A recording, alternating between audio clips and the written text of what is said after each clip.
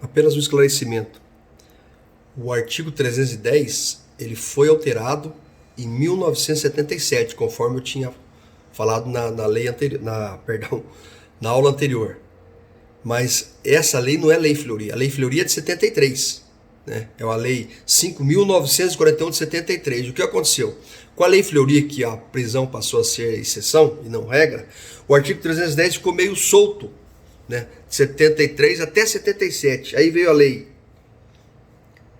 6.416 de 1977, que é o ano que eu disse na aula anterior, que foi acrescentado um parágrafo único no artigo 310. Né? Então aí que teve a alteração efetivamente aqui da legislação. E aí, a Lei Fleury então é de 73 e não 77, mas a alteração sim, né, que é de 1977, alteração do artigo 310. E depois nós tivemos então a Lei 12.403, que mudou novamente o artigo 310. O artigo 310, o caput dele era de uma pobreza de redação terrível.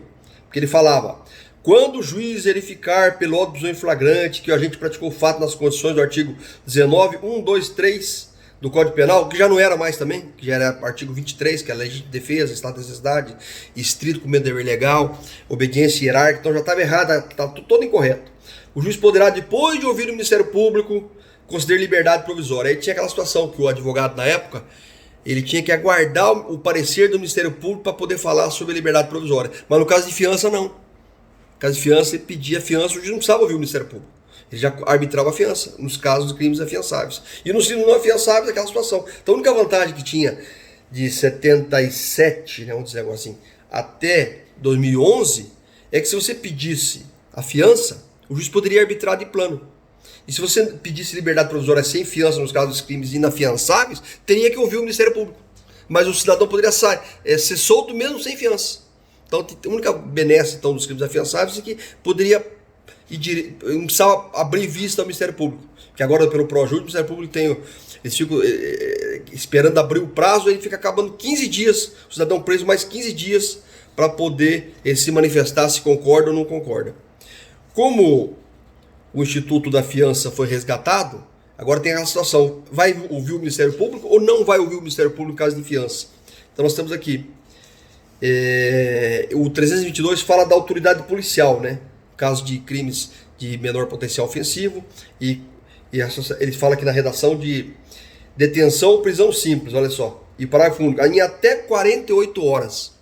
Não fala para ouvir o Ministério Público, mas muitos juízes eles abrem vista ao MP e acabam excedendo esse prazo de 48 horas aqui. Então nós temos que essa redação de 77 continua, né? Continua, continua até 2011, que é isso que eu quis esclarecer. Aí agora vem aqui o artigo 323, com a nova redação, ele já explica: não será concedida a fiança. Não será concedida a fiança. E aí ele vem e especifica cada situação que não será concedida fiança. E os que não estão aqui, mutatis mutandis, pode ser fiança, né? Então acaba tendo até essa situação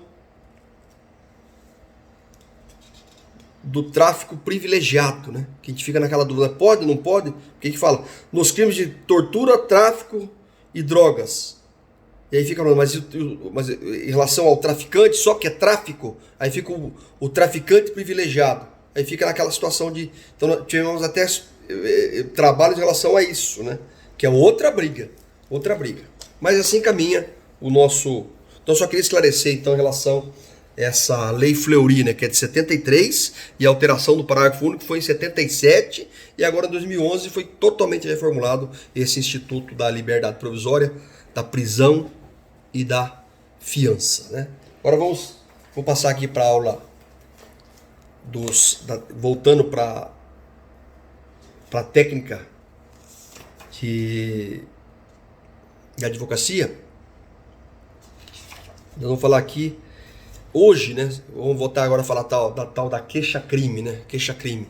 O que é queixa-crime? Então vamos reforçar. Queixa-crime é uma petição endereçada ao juiz competente para iniciar uma ação penal privada. O que sobrou de ação penal privada agora, né? Então nós temos o Código Penal aqui: a calúnia, a difamação, a injúria e o dano simples. Antigamente tinha o estupro, atentado violento ao pudor, sedução, adultério, tudo deixava de ser crime, né? Não estupro, né? Mas esse estupro aqui é sem lesão grave ou morte, na época. Agora, todos esses crimes passaram a ser ação penal pública, né? Incondicionada, independente da representação até, em algum deles. E sedução e adultério, né? Adultério somente deixou de ser crime. E sedução é bem difícil até a tipificação em relação a isso. Mas nesse tipo de crime, então, que cabe, então, a tal da queixa-crime, né? Aí nós temos os crimes que exigem representação. E a representação, eles falam aqui apenas em relação ao cidadão pobre. Aí chegou em 2011, acabou com tudo isso também. Então nós temos todos os demais. Mas na dúvida, se você tem dúvida se o crime é de ação penal pública ou se é de ação penal privada, você vai no tipo. No próprio tipo do artigo, você vai. A redação do artigo, eles vão definir para você, por exemplo,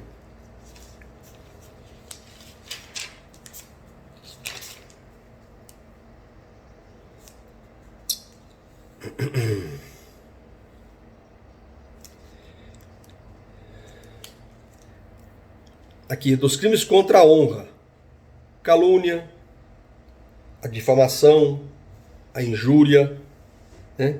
E aí vem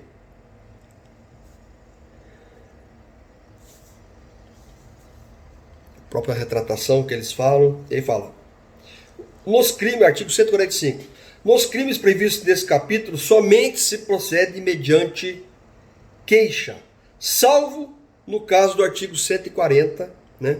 Parágrafo 2º, se resulta da violência doméstica. Então, nesses tipos de crimes, então, o próprio tipo penal, o Código Penal, ele diz quando é ação penal privada, ou quando é ação penal pública, ou quando é ação pública mediante representação. Mediante representação. Por exemplo, artigo 147, ó, ameaçar alguém, está no Código Penal. Parágrafo único, somente se procede mediante representação. Então aqui passou a ser o quê? Passou não, na verdade a ameaça sempre foi, né? Um crime de ação penal pública condicionada à representação do ofendido, né? Representação. Então não confunda a representação na ação penal pública, que é condicionada a isso, com o crime de ação penal privada, que é esse que nós temos a peça inicial, a queixa-crime. A queixa-crime, né? Vamos voltar aqui então para nossa técnica. Vamos continuar iniciar então com a queixa-crime. Então todos os demais que não consta, só se procede mediante representação, ou só ação penal privada, todos os demais que não tem essa situação, ação penal pública incondicionada. O que quer dizer isso? Independe da vontade da vítima de proceder ou não, que o interesse é público. O próprio Estado tem interesse de resolver aquela situação, de perseguir, né? De iniciar persecução penal para fazer com que aquele cidadão seja levado a responder por aquela conduta, né? Então, eu vou agora aqui passar para vocês em relação a recursos. Antes de entrar na queixa-crime, né, que eu estou prolatando, porque a queixa-crime é muito simples, eu vou só dar uma ampassão para vocês aqui em relação a recursos criminais, né? Recursos criminais. Nós temos a tal do recurso em sentido estrito. Recurso em sentido estrito. Isso o próprio nome já diz, ele é estrito ao que está no 581. Tem um rol lá. Não estando no rol, não é cabível, né? Recurso de apelação é o tal do recurso residual. Quando não couber nem outro, vai a apelação. Isso em relação à sentença, né? Que em relação ao habeas corpus, quaisquer situações é cabível o habeas corpus. como a professora Franciele já destacou. A carta testemunhável é um instituto até em desuso, mas se ocorrer, é quando o juiz não quer dar seguimento a um recurso teu. Aí você põe a carta testemunhável, o escrivão se obriga a remeter para o tribunal, mesmo sem ordem, sem o recebimento do juiz, né? E o recurso extraordinário é o recurso especial, que é aos tribunais superiores. Privativos da defesa, a revisão criminal, né? E esses embargos infringentes, quando tem aquele voto vencido. Tem essa situação do... E o protesto do novo júri que deixou de ser, né? Tinha aquela situação do protesto do novo júri que deixou de ser. E aí temos os remédios jurídicos de quem está preso, né? Então nós temos o Instituto da Fiança, que foi resgatado agora a partir de 2011, que tinha, mas era bem em desuso, né? Por causa daquela situação do liberdade provisória com ou sem fiança. Sem fiança era até mais, compensava mais para o preso do que com fiança, que ele tinha que pagar para sair. E o que era inafiançável saía sem pagar, apesar de ter que esperar o Ministério Público ser ouvido, né? Esse relaxamento da prisão também é um instituto que ficou meio defasado, porque o juiz na audiência de custódia, ele começa a analisar isso, então você vai fazer um pedido mais que verbal na audiência de custódia sobre o relaxamento da prisão em flagrante. Porque se o juiz mantém a prisão, ele se obriga a decretar a preventiva, né? Então na audiência de custódia você vai pedir para relaxar, mas de forma verbal. Vai pedir até o relaxamento da prisão, que a prisão não ocorreu naqueles conformes lá do artigo 302, né? Que é a parte de mérito do flagrante, e nem na parte formal, né? Que é toda aquela parte escrita do 304 seguintes do Código de Processo Penal. Nós temos então o habeas corpus, que é aquilo que é o tal do ação de impugnação, que é cabível em todas as situações, né? Mas cuidado em concurso. Aí temos a parte mais de execução penal, né? Temos também a lei de 2011, a 12.413, ela resgatou também bastante a tal da prisão domiciliar, né? Sendo muito utilizada, principalmente nesses casos de crime de colarinho branco aí, essa prisão domiciliar, né? Então nós temos os requisitos lá da prisão domiciliar, em sendo cabível, ela será oportuna, então, né? Então vamos então para alguns formulários aqui, que eu vou fazer uns comentários em relação a esse problema, para você ter no teu escritório de advocacia criminal, ter uma noção de quais são as peças, né, mais usadas, assim, vamos dizer assim, pelo advogado criminal dentro da técnica da advocacia criminal. Então, pedido de diligência. O que é esse pedido de diligência? É quando, naquela situação de ação penal privada, por exemplo, você vai requerer uma abertura de inquérito policial. Então você não vai apresentar uma queixa-crime lá na delegacia, você vai apresentar uma notícia do crime, a notitia criminis, que se fala, né, em latim. Então você vai apresentar um requerimento para o delegado para instaurar um inquérito policial, porque o futuro indiciado, que você pede um indiciamento, cometeu um crime de calúnia, por exemplo, né? Então aí você vai pedir o quê? Fazer um requerimento para o delegado. Mas se você já tem os elementos para queixa-crime, aí você já apresenta a queixa-crime direto em juízo. Não, o inquérito policial, como vocês sabem, é dispensável. Mas se você não tem os elementos para futura ação penal, você pode pedir para o delegado iniciar, então. Só que tem que tomar cuidado com aquele prazo de 6 meses, que é decadencial, que é a data do fato, até o recebimento da queixa-crime. Cuidado com isso aí. A maioria dos atores já entende que é só pelo oferecimento da queixa-crime. Mas tem essa discussão ainda. Essas diligências também podem ser no sentido de até na ação penal pública incondicionada. Você quer algum requerimento que beneficia o indiciado, né? Faz inquérito ainda, mas o delegado pode se negar, né? Que ele que preside o inquérito policial, ele pode se negar. E aí você pode requerer em juízo, então, essa situação, e o juiz determinar que o delegado o faça, né? O delegado preside o inquérito e tem aquela discussão. O delegado que manda no inquérito, não é o juiz nem o promotor, né? Só que o inquérito só está tramitando porque o juiz tomou ciência que foi instaurado inquérito naquela data, então o juiz ele acaba fiscalizando esse inquérito, que é presidido pelo delegado, né? Em caso dele negar, não está cometendo nenhum abuso de autoridade, sim, é o seu entendimento, o juiz pode, que o juiz determina, o juiz não requer, né? Então tem aquela situação da declaração de renúncia ou da queixa, então é uma situação bem específica, bem rara, né? Mas vocês podem também ter isso no seu arquivo do Advocacia Criminal em relação a isso. Depois tem os pedidos, né, de de revogação da preventiva, que é o mote, né? Revogação da preventiva, que é o mote, porque agora essa situação de arbitramento de fiança, você vai pedir a revogação da preventiva com aplicação da liberdade provisória, com ou sem fiança. Mas o título é revogação da prisão preventiva, né? Com aplicação de medidas cautelares diversas da prisão, dentre elas o instituto da fiança, né? E finalmente o habeas corpus, né? O habeas corpus é aquele que já falamos que nós temos que identificar, é uma ação de impugnação, né? Já é de matéria constitucional, né, de processual penal, apesar de ter inserido todas as etapas no Código de Processo Penal, mas ela tem uma previsão constitucional, então passa a ser uma ação constitucional de impugnação, que você tem que identificar o impetrante, que é você como advogado, ou se não for você, uma outra pessoa do povo pode também ser impetrante, o paciente, né, que é o doente, vamos ter entre aspas, o doente que está preso, ou que está na iminência de ser preso, no caso do habeas corpus liberatório, que tem o preventivo e o liberatório. O preventivo, a pessoa está na iminência de ser preso. Ele vai querer ter tipo um salvo-conduto para poder evitar esse constrangimento de vir a ser preso, né? E a autoridade coatora, que é muito importante, né? Você identificar a autoridade coatora para ver qual vai ser, para quem vai ser endereçado esse habeas corpus, né? E finalmente, esse instituto aqui da queixa, né? A queixa-crime. A queixa-crime ela é muito própria, então, quer dizer, é própria, não é muito, é própria para ações penais privada, né? Privada. E a queixa-crime, nós temos umas situações aqui que ela, como ela só trata de ação penal privada, né?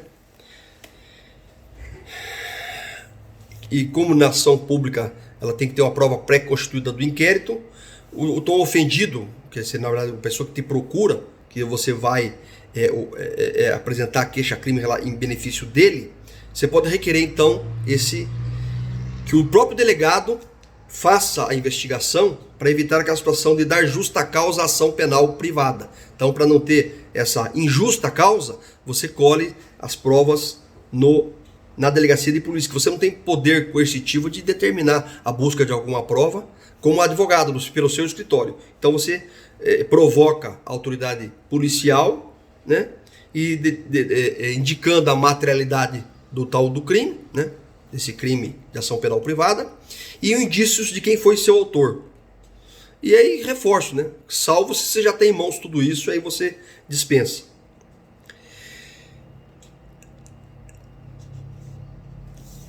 Bom, o advogado, para apresentar a queixa-crime, então, a professora Franciele já bem fundamentou isso, eu quero apenas reforçar, então, que é bom que você, na própria petição, você como advogado, na própria procuração, você já narre o fato, né? Para evitar o quê? Uma situação de que o próprio advogado está inventando os fatos, né? Então, você deixa bem claro isso na procuração, a não ser que o cliente assine junto à petição inicial. A procuração pode ser simples, e o cliente assinando a inicial junto com o advogado, ele está assumindo que todos aqueles fatos narrados, né, foi repassado pelo cliente e não pelo advogado. E quando tem mais de um réu, na ação penal privada, né, é bom que você faça então uma queixa-crime em relação a ambos, né, pelo princípio da indivisibilidade então, da ação penal privada, né, que ela é indivisível, e é indispensável também o oferecimento da queixa contra ambos, e não de uma maneira geral. Tá? Então, está no artigo 48 do Código de Processo Penal. A queixa-crime e a ação penal privada tem uma diferenciação, que tem a audiência de conciliação, né, que o juiz tem que, na ação penal pública, o juiz já marca a audiência de instrução, né, independente dessa conciliação. Aqui não, que nós temos então uma audiência de reconciliação, que alguns autores falam, que os querelados, né, que seria o querelante é quem propõe, que é o ofendido, e o querelado é contra quem está sendo imputada o crime de ação penal privada. E aí, se eles se retratarem lá, eles podem então, retira-se então a imputação e a queixa será arquivada conforme o artigo 522 do Código de Processo Penal, que prevê então essa situação da conciliação entre entre o querelante e o querelado, que são os sujeitos processuais nessa ação. Nós temos aqui. Estou lendo o artigo 522 do Código de Processo Penal. No caso de reconciliação, depois de assinado pelo querelante o termo da desistência, a queixa será arquivada. Então, antes do início da ação penal em si, da instrução, o juiz se obriga, então, a designar essa audiência de... E o formulário para preenchimento, nós vamos tentar uma aula prática aí, né? Vamos apresentar um caso simulado e vocês vão me apresentar essa queixa-crime, tá? Que é uma petição muito simples, né? Redigida por um advogado, endereçada ao juiz competente, ao juiz de plantão da vara criminal, no caso de crimes de menor potencial ofensivo, né? Na soma de mais de calúnia, injúria, difamação, se não ultrapassar o máximo previsto de 2 anos, então é nos juizados especiais criminais, tá? Um abraço.